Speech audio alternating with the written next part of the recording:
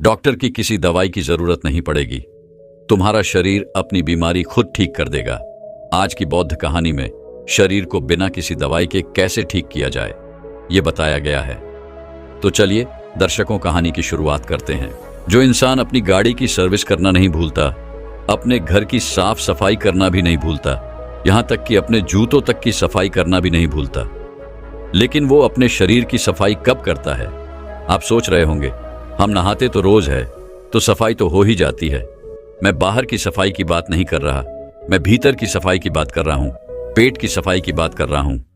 वही पेट जिसे आयुर्वेद में लिखा गया है कि 99% बीमारियां पेट से पैदा होती हैं।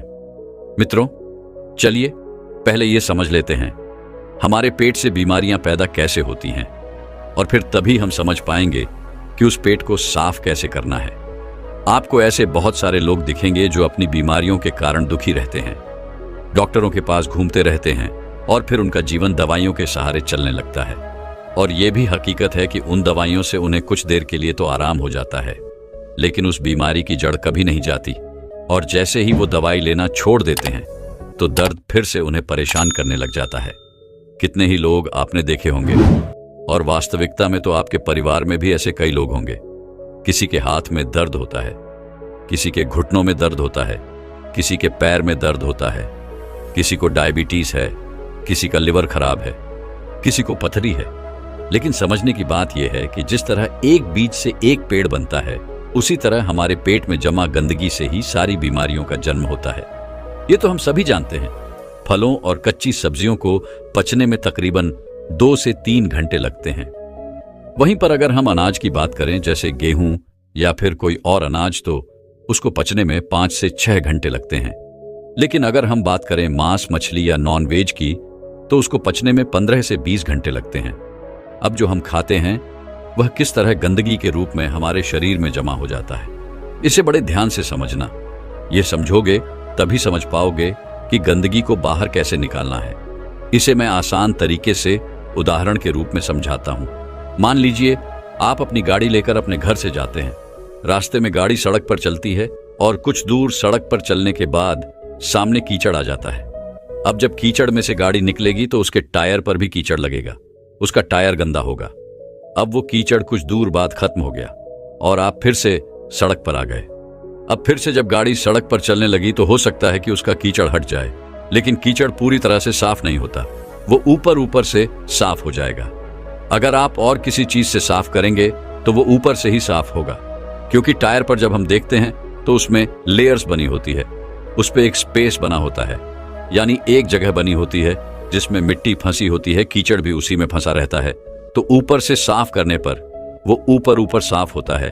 उस टायर को पूरी तरह से साफ करने के लिए तेज प्रेशर के पानी डालना होगा, तब उस बीच वाले स्पेस से वो मिट्टी बाहर निकल कर आएगी। लेकिन अगर हम हाई प्रेशर से उसमें पानी नहीं मारते हैं तो वो मिट्टी उसमें सालों सालों तक उसमें फंसी रहती है और टायर यूं ही चलता रहता है। उसी तरह जब हम खाना खाते हैं तो पहले तो वो खाना हमारे मुंह में आता है, हम उसे चबाते हैं, फिर वो हमारे पेट में पहुंचता है, जहां पर हमारी इंटेस्टाइन उसमें से रस लेती है। जो भी न्यूट्रिशन होते हैं उन्हें खींच लेती है और उसको छोटे इंटेस्टाइन में भेज देती है, जहां से वो अपने रास्ते से बाहर आ जाता है। लेकिन हर प्रकार के खाने को पचने में अलग अलग समय लगता है, ये तो हमने सीख लिया। लेकिन इससे पहले कि वो खाना पच पाता, हमारी इंटेस्टाइन उसमें से जरूरी न्यूट्रिएंट्स निकाल पाती, उससे पहले ही हम कुछ और खा लेते हैं। अब वो भी तो पेट में जाएगा। जो खाना हमने अभी खाया वो भी अब इसी रास्ते से उसी जगह जाएगा। अब जो खाना पहले से ही हमारे पेट में पड़ा हुआ है, जो पूरी तरह से खत्म भी नहीं हुआ है, अभी तक पचा भी नहीं है, उस पर प्रेशर लगेगा जो खाना हमने अभी खाया है उसका, क्योंकि वह भी तो उसी रास्ते से आगे जाने वाला है। लेकिन आगे तो जाम लगा पड़ा है। जब यह खाना धक्का मारेगा तब वह पुराना खाना बिना पूरी तरह पचे हुए आगे निकल जाएगा। लेकिन जब यह बिना पूरी तरह से पचा हुआ खाना आगे निकल जाता है, तब यह पीछे छोड़ जाता है बैक्टीरिया के भंडार को। बहुत सारे बैक्टीरिया होते हैं जो पीछे छूट जाते हैं, और ये बैक्टीरियाज हमारी इंटेस्टीन्स यानी कि हमारे पेट की, हमारे स्टमक की जो इनर वॉल्स होती हैं उनसे चिपक जाते हैं। उसी तरह जैसे वो कीचड़ उस गाड़ी के पहिए पर लगा था, ठीक उसी प्रकार अब हमारी इंटेस्टाइन तो खाने से न्यूट्रिशन खींचने के लिए बनी है।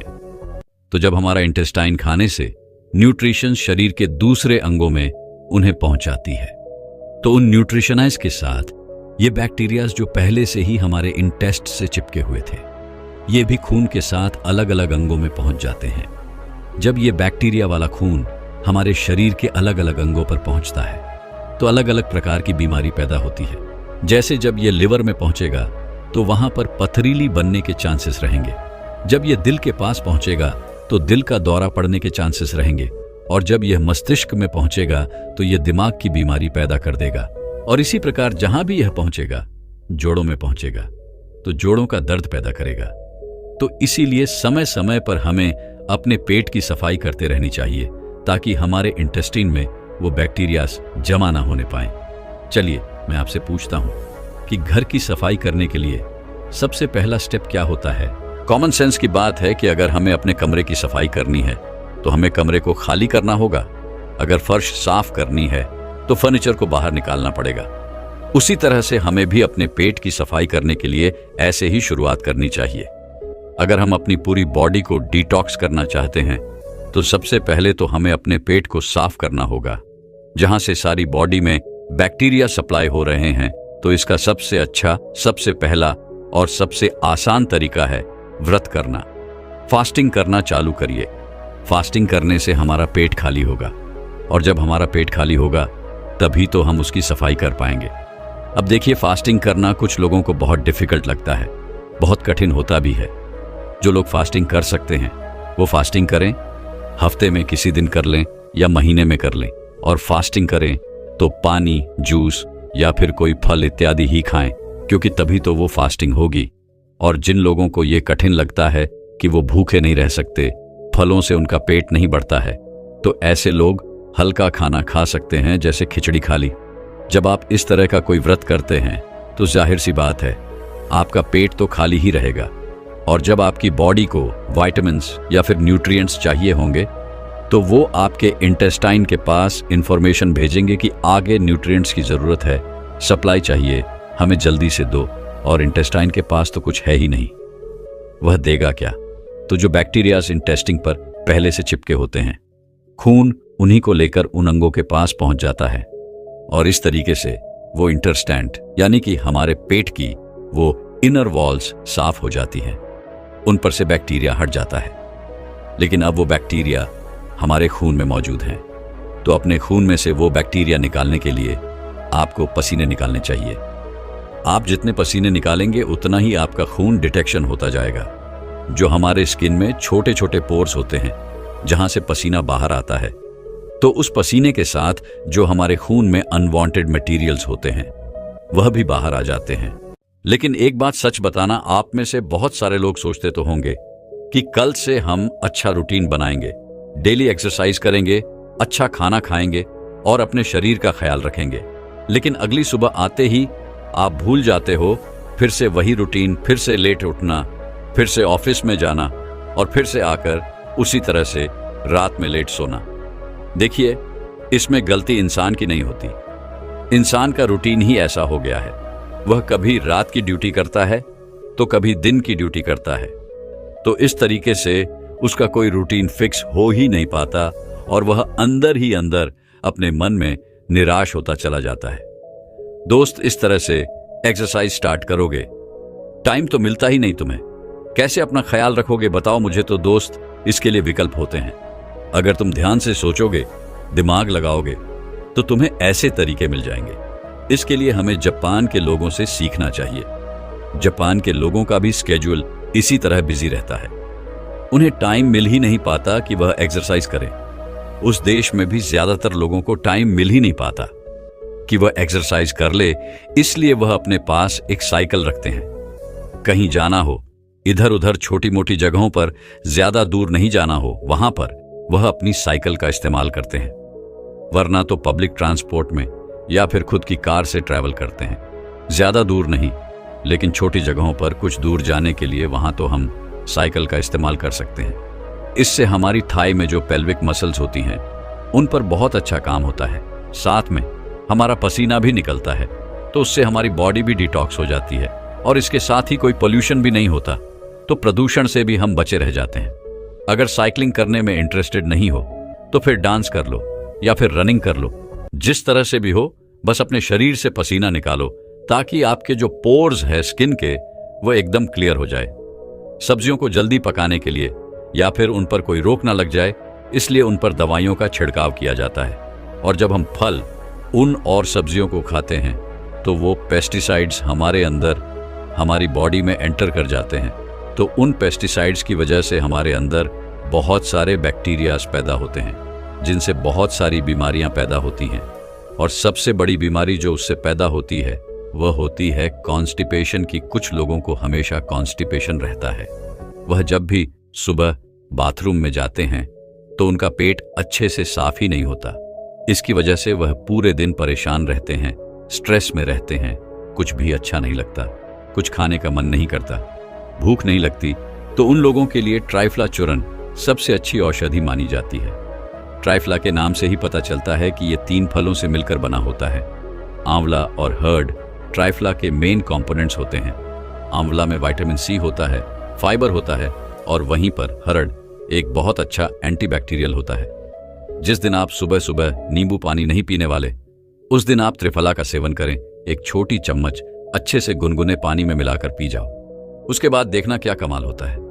खाना अच्छे से डाइजेस्ट होगा, सुबह पेट इतने अच्छे से खाली होगा कि पूरा दिन हल्का हल्का महसूस करोगे। और इसे भी रोज लेने की जरूरत नहीं है। वही एक हफ्ता आपने नींबू का पानी ले लिया, फिर किसी दूसरे हफ्ते आपने त्रिफला चूर्ण का सेवन कर लिया। इस तरीके से इनका इस्तेमाल करना है। कहीं पता चले कि आप नींबू पानी भी पी रहे हैं और साथ में त्रिफला चूर्ण का भी सेवन कर रहे हैं, ऐसा मत करना। एक राज की बात बताता हूं, जो लोग अल्कोहल ज्यादा पीते हैं उसकी वजह से उनकी बॉडी में एसिडिटी बढ़ जाती है। तो ये जो त्रिफला चूर्ण है ये उस अल्कोहल के इफेक्ट को भी बहुत कम कर देता है। अच्छा देखिए, अगर आप पहले से कोई और दवाई ले रहे हैं तो त्रिफला चूर्ण को अवॉइड करना या फिर अपने डॉक्टर से कंसल्ट करके तभी लेना।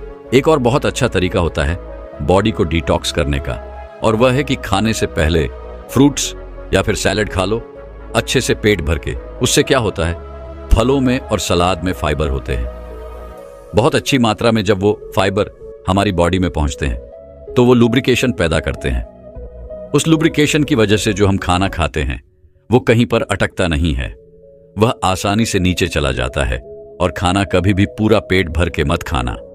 खाना हमेशा 80% के लगभग ही खाना चाहिए। 20% जगह पेट में खाली रहनी चाहिए। ये सारे तरीके आपकी बॉडी को पूरी तरह से डिटॉक्स कर देंगे। इनमें से कुछ तरीके थोड़े आसान हैं तो कुछ तरीके थोड़े कठिन हैं। आप अपनी सुविधा के अनुसार कोई भी तरीका अपना सकते हैं, लेकिन ये सारे तरीके बॉडी को डिटॉक्स करने के लिए हैं। माइंड को डिटॉक्स करने के लिए कुछ अलग तरीके होते हैं।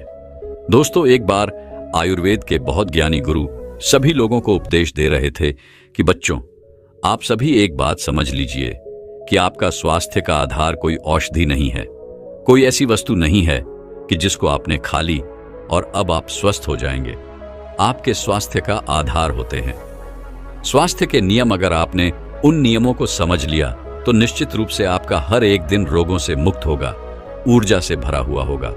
आप प्रतिदिन अच्छा अनुभव करेंगे, जीवन भर स्वस्थ रह सकेंगे। इसलिए इन नियमों को समझना अनिवार्य हो जाता है। हमारे लिए हमारे पूर्वजों ने इन नियमों को समझा और अपनाया तो उनका स्वास्थ्य बेहतर हो गया। बच्चों, ऐसा बिल्कुल नहीं है कि आज वैसा बेहतर स्वास्थ्य प्राप्त नहीं किया जा सकता है। आज रोग मुक्त जीवन नहीं प्राप्त किया जा सकता है, बिल्कुल किया जा सकता है, लेकिन इन नियमों को समझ करके ही वो संभव है। बच्चों, आपके शरीर के 3 आधार स्तंभ होते हैं, आहार, निद्रा और ब्रह्मचर्य। एक स्वस्थ व्यक्ति को अगर 21 दिन तक आहार नहीं मिलता है तो वो जीवित रह सकता है। ब्रह्मचर्य का पालन कोई व्यक्ति नहीं करता है तो धीरे धीरे उसके प्रभाव उसके शरीर पर देखने को मिलेंगे। लेकिन अगर आप 2 दिन ठीक तरीके से नहीं सोते हैं तो तीसरे दिन आपके शरीर का हर एक अंग बताएगा कि मुझे नींद की आवश्यकता है। आपकी शारीरिक स्थिति और मानसिक स्थिति दोनों ही बिगड़नी शुरू हो जाएगी, क्योंकि नींद कोई सामान्य प्रक्रिया नहीं है। नींद आपके शरीर की सुधार प्रक्रिया है। अगर नींद नहीं मिलती है तो पूरा शरीर इससे प्रभावित हो जाता है। अब आप ध्यान से समझिए कि क्या वो कारण हैं जो इस सुधार प्रक्रिया को आपकी बिगाड़ते हैं और आपके शरीर में गंदगी रुकनी शुरू हो जाती है। आपको मानसिक तनाव होना शुरू हो जाता है, पाचन से संबंधित समस्याएं और अनेक शारीरिक समस्याएं होनी शुरू हो जाती हैं। हमारे आयुर्वेद के अंतर्गत कहा गया है, इस सुबह का आहार आपका भारी हो सकता है क्योंकि रात भर की आवश्यकता है शरीर की। अब आपका शरीर खाली है। अगर सुबह का आहार भारी और पौष्टिक है तो वो अच्छा होगा क्योंकि वो आपके शरीर में लगेगा। दोपहर का आपका आहार सामान्य होना चाहिए और आपका संध्या का आहार सात्विक होना चाहिए और सुपाच्य होना चाहिए, तभी आप स्वस्थ रह सकते हैं। बच्चों, कई बार जब हम रात के समय बाहर निकलते हैं और देखते हैं कि होटल में, रेस्टोरेंट में रात के 11 बजे 12 बजे भी भीड़ लगी हुई होती है। लोग खा रहे होते हैं और खा भी क्या रहे होते हैं, बहुत भारी भोजन जो कि बिल्कुल सात्विक नहीं है और जो कि पचने में सहज नहीं है, जिसे पचने में घंटे घंटे का समय लगेगा, जो कि रात भर उनके पेट में पड़ा रहेगा, सड़ता रहेगा और उनकी नींद को खराब करता रहेगा। सिद्धांत हमारा यह है कि अगर आपको आरोग्य चाहिए, स्वास्थ्य चाहिए, तो आपको सूर्य की शरण में जाना चाहिए। सूर्य के शरण में जाने का अर्थ है कि सूर्य के अनुसार चलना पड़ेगा। जब सूर्य उदय होता है तो आपके शरीर में बहुत सारे हार्मोनल सिक्रीशन बढ़नी शुरू हो जाते हैं, तो अब आप सक्रिय हो जाएं, जठराग्नि बढ़नी शुरू हो जाती है, तो अब आप अच्छे से भोजन कर सकते हैं। लेकिन संध्या में सूर्य जैसे जैसे अस्त होता है, अंधकार होना शुरू हो जाता है, तो शरीर भी निष्क्रियता की अवस्था में जाना शुरू हो जाता है, जठराग्नि भी मंद होनी शुरू हो जाती है। और तब आप अगर भारी भोजन करते हैं तो आपका शरीर उसे पचाने की स्थिति में नहीं होता है। शरीर को अब रात्रि में काम करना होता है। शरीर की सुधार प्रक्रिया पर बहुत सारी टॉक्सिन को खत्म करने, आपके शरीर को एक ऊर्जा से भरने के लिए, आपकी मसल्स की जो टूट फूट होती है उसकी रिपेयरिंग के लिए काम करना होता है। लेकिन अगर आप भारी भोजन करके सोते हैं तो भोजन को पचाने में अब शरीर की ऊर्जा लग जाती है और यह सुधार प्रक्रिया बिगड़ जाती है। साथ ही साथ जब आप भारी भोजन करके सोते हैं तो इससे शरीर में सड़न बढ़ती है और मानसिकता बढ़ती है। इस तमोगुण की अवस्था में जो आपको स्वप्न आएंगे वो भी तामसिक आने शुरू हो जाते हैं। नींद आपकी कच्ची होनी शुरू हो जाती है, बार बार खुलना शुरू हो जाती है। बच्चों, अगर आप भारी भोजन करके सोते हैं तो आपको नींद अच्छी आ नहीं सकती। जब आप बार बार उठते रहते हैं आपको गलत तरीके के स्वप्न आने लगते हैं। और पुरुषों में, लड़कों में तो यह समस्या है कि स्वप्न दोष की स्थिति बननी शुरू हो जाती है। उसको बढ़ावा देने का काम यह गलत आदत करती है कि आप लेट खा रहे हैं और भारी खा रहे हैं। ये दोनों स्थितियों स्वप्न दोष जैसी समस्याओं का भी कारण बनती है। और जो शरीर में सड़न होती है, कॉन्स्टिपेशन की स्थिति बनती है, वह तो आपको भारी नुकसान देने वाली है। तो सबसे बड़ा और सबसे महत्वपूर्ण जो नियम आपका है कि आपको 7 बजे के बीच भोजन खा लेना है और रात्रि का जो भोजन है, संध्या का भोजन है, वो सुपाच्य होना चाहिए, सात्विक होना चाहिए। अब सात्विक तो राजमा भी है, छोले भी है, पनीर भी है, कटहल है, भिंडी है, ऐसी सब्जियां भी हैं जो कि सात्विक की श्रेणी में आती हैं, लेकिन यह सुपाच्य नहीं है। इसीलिए मैंने कहा सात्विक और सुपाच्य। सुपाच्य भोजन क्या है? आपने तोरी की सब्जी बनाई, लौकी की सब्जी और पीते की सब्जी बना ली, आपने शलगम की सब्जी बना ली, कोई सूप आपने बना लिया। इस तरीके से अगर आप सब्जी बनाते हैं जो पचने में हल्की हैं, वो आप खाते हैं तो वो आसानी से पच जाएगी, जिससे कि आपके शरीर को आगे अपनी जो आंतरिक प्रक्रिया है उसको चलाने का समय मिलेगा। दूसरा, हमेशा ध्यान रखें कि आपको रात्रि में भूखे भी नहीं रहना है। कई व्यक्ति सोचते हैं कि अच्छा, अगर ऐसी बात है कि रात में यह सुधार प्रक्रिया हमारी बेहतर तरीके से चलेगी तो हम संध्या में कुछ खाएंगे ही नहीं, हम ऐसे ही सो जाएंगे। अब अगर आप ऐसे ही सोते तो भी आपकी नींद बेहतर नहीं रह सकती है। आपको अगर बहुत अधिक भूख लगी हुई होगी, उस स्थिति में आपके शरीर में पित्त बढ़ता शुरू होगा, एसिड बढ़ना शुरू होगा।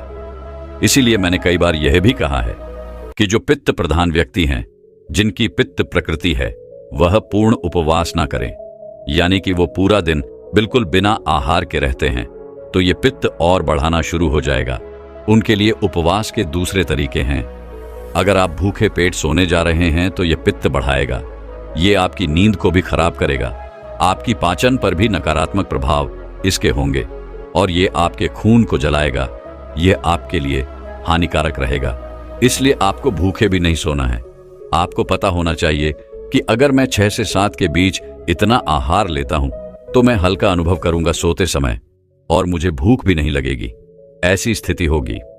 तीसरा, एक प्रश्न यह होता है कि क्या सोने से पहले दूध पिया जा सकता है? बच्चों, इसके कुछ नियम है, इनको भी आप समझिए। सबसे पहली बात तो यह है कि सोने से बिल्कुल पहले दूध न पिए, क्योंकि इससे आपको बार बार यूराइन का वेग भी बनेगा और यह ठीक भी नहीं है। आपको सोने से लगभग 1 घंटा पहले ही दूध पीना है। अगर आपको भूख है तो आपको गाय का दूध लेना है, और वो भी 1 गिलास की मात्रा में, इससे अधिक नहीं। कैसे इसको लेना है, इसका नियम है। अगर आपके शरीर में कॉफ बहुत अधिक बढ़ा हुआ है, आपके शरीर में बलगम बहुत अधिक बनता है, मोटापे वाली स्थिति है, इस तरीके की स्थिति है, तो आप दूध में हल्दी डाल करके लेते हैं। तो ये आपके लिए उपयोगी है। अगर किसी के शरीर में पित्त बढ़ा हुआ होता है तो वो दूध में मिश्री डाल करके लेता है, तो ये उसके लिए अच्छा है। अगर शरीर में वात बढ़ी हुई है, यानी कि घुटनों में दर्द है, कमर में कभी दर्द है, बहुत ज्यादा ब्लोटिंग की समस्या रहती है, स्किन बहुत ड्राई रहती है, बाल वगैरह झड़ने की समस्या है, तो ऐसी स्थिति में वो दूध में गाय का देसी घी डाल करके उसका प्रयोग करता है, तो ये उसके लिए उपयोगी है। जी, बहुत अधिक नहीं डालना है। घी को पिघला करके 1 चम्मच में जितना आता है उतना ही घी आप दूध में डालें, इतना पर्याप्त होगा। तो इस तरीके से अगर आप दूध लेते हैं तो ये आपके लिए ठीक है। लेकिन अगर आपको इच्छा नहीं है, भूख नहीं है, फिर कोई ऐसी आवश्यकता नहीं है। एक बात आप समझिए कि अगर आप सोने से पहले कुछ श्वसन की क्रियाएं, प्राणायाम कर लेते हैं तो यह बहुत उपयोगी रहेगी। प्राणायाम केवल 2 हैं। एक है धीमी गति से भस्त्रिका प्राणायाम और दूसरा है भ्रामरी प्राणायाम। अब इससे होता क्या है, ये 2 प्राणायाम आपके पैरासिम्पैथेटिक नर्वस सिस्टम को सक्रिय कर देते हैं।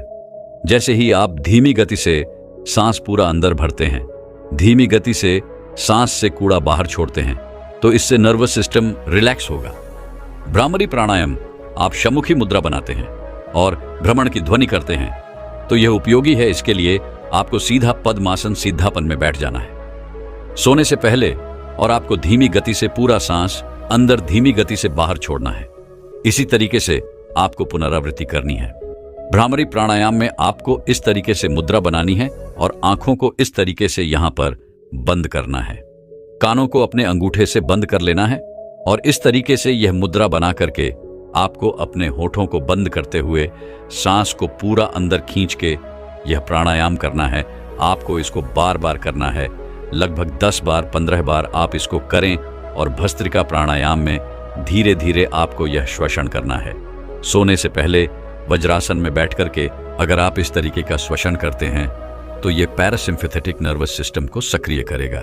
तो आपका ब्लड प्रेशर कम होना शुरू हो जाएगा, आपका हार्ट रेट कम होना शुरू हो जाएगा, आपका हार्ट रेट कम होना शुरू हो जाएगा, आप शांति का अनुभव करेंगे और आपका जो डाइजेशन है वह इंप्रूव होना शुरू हो जाएगा। तो अगर इस तरीके के प्रभाव होते हैं तो ये सोने के लिए आपके लिए बिल्कुल अनुकूल है। जो भोजन पेट में अभी है वो आसानी से, तेजी से पचेगा और आप शांत अनुभव करेंगे, तो बेहतर आपकी नींद हो जाएगी। यह स्वाभाविक सी बात है। तो 2 प्राणायाम अगर आप सोने से पहले करते हैं तो यह भी आपके लिए बहुत ही उपयोगी रहने वाले हैं। अब अंतिम नियम जो है, इसमें आपको हमेशा ध्यान रखना है कि आपको बाएं करवट लेट करके ही सोना है। इसके 2 प्रभाव होते हैं।